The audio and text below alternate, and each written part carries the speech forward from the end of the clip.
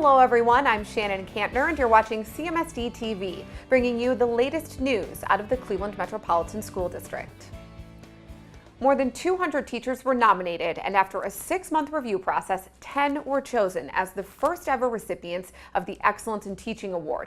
CMSD, the George Gunn Foundation, the Cleveland Foundation, and the Cleveland Teachers Union are partners in the program, which recognizes and rewards teachers who demonstrate instructional expertise, creativity, and innovation in their classrooms. See these remarkable teachers in action and learn more about how they're inspiring others across the district.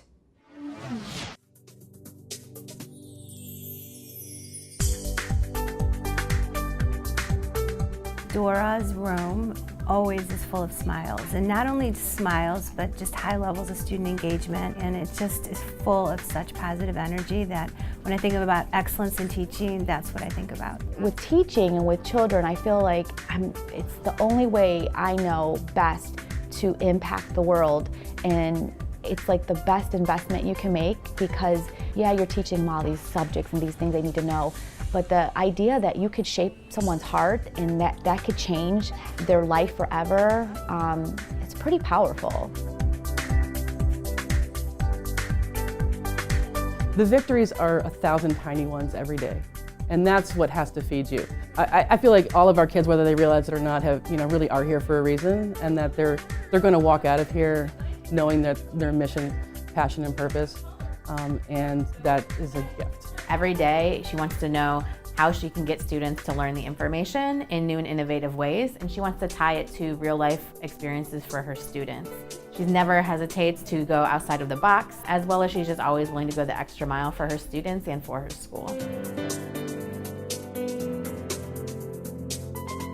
Molly is probably the most caring and creative teacher I've ever worked with. When she came here a few years ago, she brought a new energy. She learns about every kid and is able to reach them in every way. I truly love my kids. When they walk in, just for that whole 100-minute block, just making them feel like they're learning something, but B, it's a place that they want to be. I really love my job. Like, I used to get made fun of for the end of the year because I didn't want it to end. And so people would be like counting down. I was like, no, I don't want it to end. Mrs. Maslowski is always thinking of new and creative ways to teach not only her kids, but to move all of the students in Nathan Hale forward. She's always doing hands-on activities with them. She always has the parents involved. The kids love her, the parents love her, the teachers love her. I try to figure out and get to know each one of my kids, and I try to develop activities that surround them. When you see the kids learning and growing and what you can do to help them learn and grow, it's the best feeling in the world. Holly Morrell is a fantastic teacher. She's one of those that teaches not only students, but she takes care of all her peers. She never stops pushing. She has that beautiful relationship where not only do the students feel loved by her, but they feel pushed. I just focus on the kids. It's always about the kids. Student-centered, putting the kids first, creating that family atmosphere, and watching the family grow together. I think that's the key to success. The kids need good teachers. We want to get them to high school and college and make a difference. I want them to think and to figure things out. I don't want to be that history teacher that just lectures and memorize dates. I want them to feel that connection, like that somebody cares about them and will be there for them. That's what I try to do. And then when you have that relationship, then they'll learn. If I want to see really good teaching, if I've had a hard day or something has happened, I'll go to this room. Chris has a way of taking something that may not be very interesting and making it so relevant. I think it really resonates with students and they work really hard for her. I've wanted to be a teacher ever since I was 5 years old and used to play school with my dolls. I joined Cleveland when I was 22, so this is really literally the only job I've ever had. I really believe in relationship building, and I really have tried to build a culture of rigorous expectations for all, and that everybody has a voice. She's won the hearts and minds of the student body. They adore her, her passion, her loyalty to the students, to the school. It comes through in everything she does. When you walk into Mr. Small's classroom, it's characterized by a challenge. The students know his expectations and know that he believes in them and that he pushes them to be successful. I love to teach. I really do love the excitement when a kid gets it and they get that light bulb. I think one of the things that really kind of sets me apart is just the relationships that I establish with students. And they really want to not just work for themselves, but also work for me. And they get excited. I would say coupling my excitement and their excitement, when I see that, it really drives me forward. Bonnie is on 24/7. She is all about the kids, and the kids absolutely love and respect her right back. She is so committed to making sure every one of her children grow and succeed and progress throughout kindergarten. She's really a teacher's teacher. She's out there helping everybody. I've had people say I was born with chalk in my hand. I wanted to teach from the day I went to kindergarten. I never changed my mind. It's all I ever wanted to do. And I just think that going the extra mile, trying to meet everybody's needs and making sure their needs are met, and finding new and innovative ways to keep them engaged. The students need to know that they're valued and they're important, and that you're glad that they showed up every single day. And we're all here to help one another. We all work together, and I couldn't do this without them. She has high expectations for her students. She, I think, embodies what a professional educator is, and she demonstrates that by her commitment to the needs of children on a daily basis. The kids are the most important thing, and they really are the reason why I am an award winner.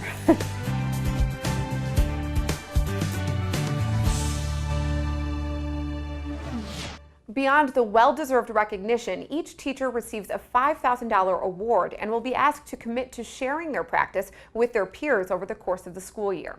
The Foundation, CMSD, and CTU plan on making this an annual program. Those teachers are in good company. District CEO Eric Gordon just received the nation's highest honor available to a superintendent, the Green-Garner Award for Urban Educator of the Year. The Council of Great City Schools presented the award to CEO Gordon on October 20th at its fall conference in Miami. See Mayor Frank Jackson, CMSD students, and other special guests congratulate the CEO on this huge accomplishment.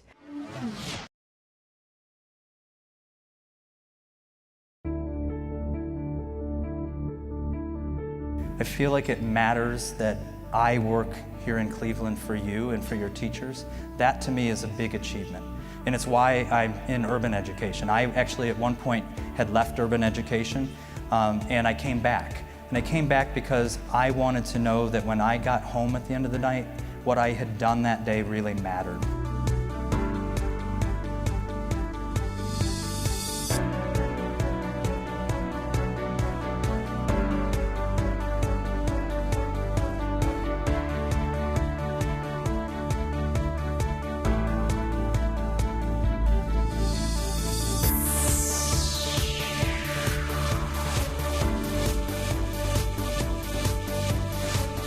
Congratulations, Eric. Wow, the Green-Garner winner in 2016. On behalf of myself, Board Vice Chair Louise Dempsey, and the entire Board of Education, we're so proud to have you as our CEO or Superintendent. Eric, I want to congratulate you on receiving the Green-Garner Award and being recognized as the top urban superintendent of the year in this nation. It is a well-deserved award, and again, congratulations. How do you do all this work without even getting tired for all these days? What is your name, sweetheart? Ellie. And where do you go to school? Noonie Baker, School of Arts. So I don't have many bad days, but when I have a bad day, I go to a school and I meet someone just like you. And that's why I can do this every single day.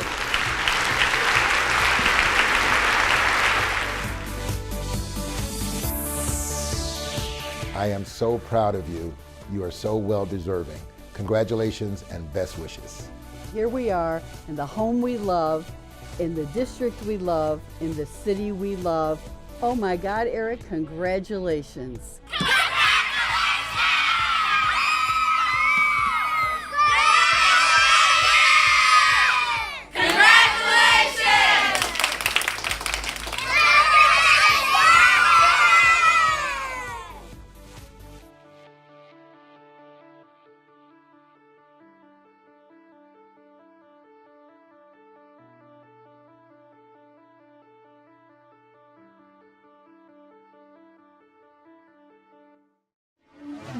The CEO got right back to work after winning the award. In fact, he consulted hundreds of his most trusted advisors, the Student Advisory Committee. Learn more about this group of students and how they impact the district.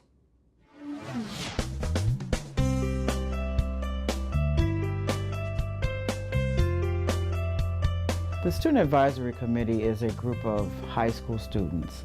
It's comprised of 16 students from every high school in our district. It's a true representation of every population that's in the school. That's how it's built. They come together 4 times a year to talk about the district. They make suggestions about what can be improved. They also talk about those things that should be maintained, that are going well.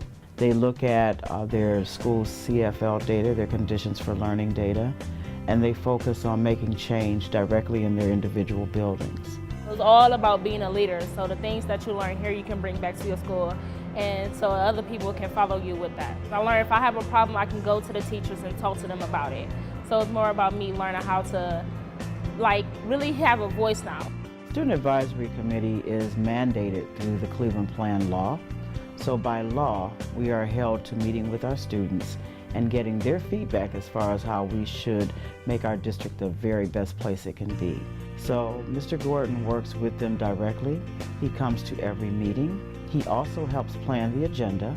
He's a facilitator of the meeting, so he will lead them through the activities. He will walk around and talk with them and just motivate them to continue working. The students are elated that he's there and that he actually listens to them. They can see the suggestions that they make become actionable items in the district. They also have an opportunity to go back and meet with the faculties at their schools and make change individually through that vehicle. We've had a couple of schools submit dress code changes where they wanted to have a universal dress code for their school outside of the district dress code, and that was processed and approved by the CEO. This is the real learning. This is the work, and most importantly, kids more and more have a confidence that their voice is going to be heard. When they are getting results, they're making a difference, and they're making a difference in a way that matters to kids in our schools. Makes me feel good to know that I am a leader. My voice is always heard. If I feel like something's not right, I can gather with my team and we can write a proposal up if things aren't what they need to be, and we can present it to our CEO. They also think about the community. This past session we had approximately 37 police officers from the Cleveland Police Department come in and actually sit at the tables and talk to our children about their feelings and their perceptions about police officers in the community. And now the police officers say they're coming back whether we invite them or not, because they had such a great time. So it's those types of things that they participate in. This is such a great program to be able to have adults listen to your voice and get your input. That's not what happens a lot. They're listening, they're taking things away that you're saying. The scholar voice gets to be heard. As adults, we always think that we know what's best for schools and for children. But when you actually take the time to listen to what they say, they have a lot to say, they have a lot to offer. It also helps your school environment.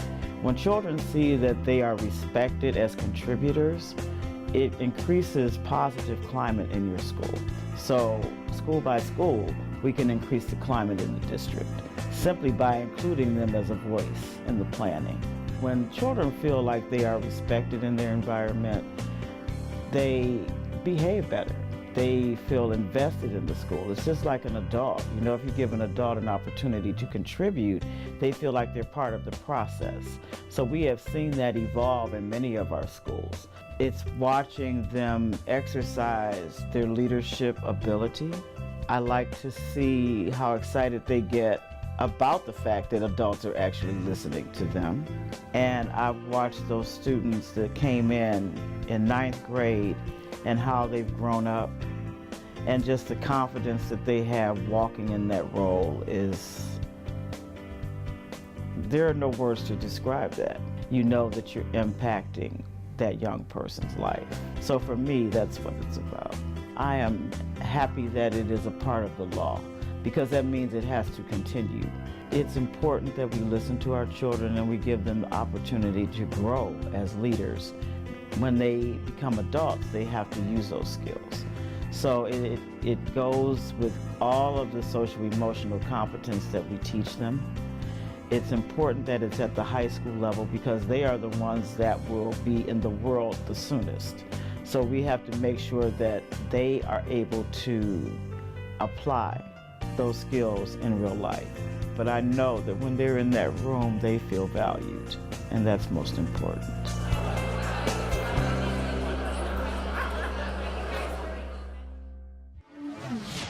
Helping shape the future of CMSD isn't just for high schoolers. Orchard STEM School recently became the first K-8 school in the district to offer one-to-one technology. Every student and teacher in the building now has an iPad after the school received a grant. See how they all celebrated with Apple employees and decorated their iPad docking stations. Plus, hear from the principal and district CEO Eric Gordon about how this helps their education. We just decided we needed more for our kids. We were trying to prepare kids for 21st century jobs, so technology is a huge piece of how that happens. And also being a STEM school, technology is a huge part of STEM teaching and learning. So we wrote this grant and we got it. We were so excited. So every single child at Orchard has an iPad. Every single teacher has an iPad, Apple TV in their classroom, and also a MacBook. So we are just completely changing how kids are learning, because it's so individualized, and every child's going to have their own pathway of learning with these devices. So we're really just so excited about that. We decided we were kind of going to have this culminating celebration, and what would that look like? And so every classroom has this iPad cart, and they got to make a float out of it, this design. And so all of the kids came up with their own ideas, and some of them were around the iPad safety rules, and some of them were Orchard themed.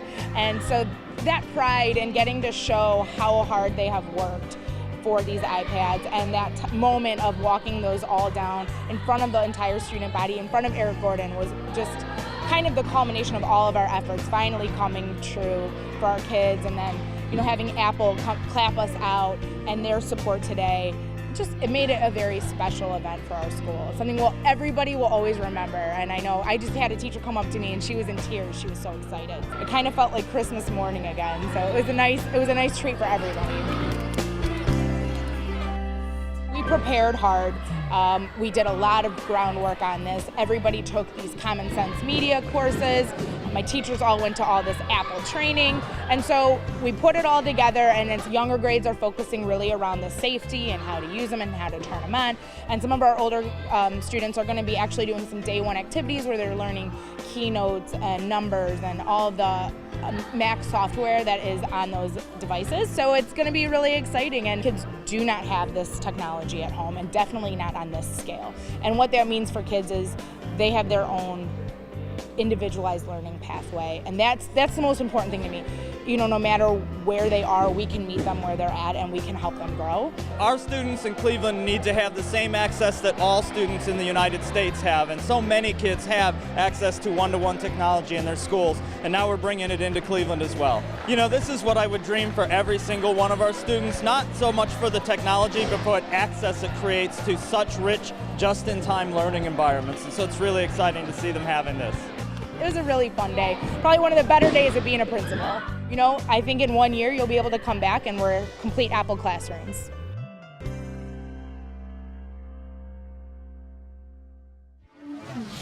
While students prepare for the future all across the district, it's also important to remember the past. Every year, O.H. Perry hosts Molly Day, a special program to commemorate Molly Voinovich, who was struck and killed by a car as a child. And this year, Molly Day was more meaningful than ever. Students also honored and celebrated the life of Molly's father, the late Mayor, Governor, and Senator George Voinovich, who passed away in June. His wife Janet attended the event, and I spoke to her after about why this performance would have made her husband especially proud. A lot of hard work went into that, and those children are remarkable. The remarkable students sang an ode to Cleveland, performed a play based on the book Seed Folks, and even produced a digital story of George Voinovich's life. This year's program topped the 9 I've seen prior. The 2 schools combined to have a theme of gardening, something that Senator Voinovich really held dear himself. Really used the theme of gardening to tell the history of the East 185th Corridor here in Collinwood, about immigration, about race relations, about growth over time as a community. Really powerful stories, all told by our kids. One of those kids is Dante Stubbs, who took pride in playing the late senator and even received glowing reviews. It meant a lot since he had just passed, and I feel like I had a big part. He was a very important person, and he did a lot of things to help us students. I think he's got a career ahead of him. I think my favorite moment was the young man that played Senator Voinovich, a young African-American boy, playing a role of an elderly white statesman, and really is the link of history to future and the hope that we have. My folks have been coming to this since the beginning, and I went to this school, so I've come to as many as I can, and I think my dad would have loved it, and I think my dad would have been very proud of them, proud of my sister. And proud of what Molly Day has become, not just for the whole school, but the whole community.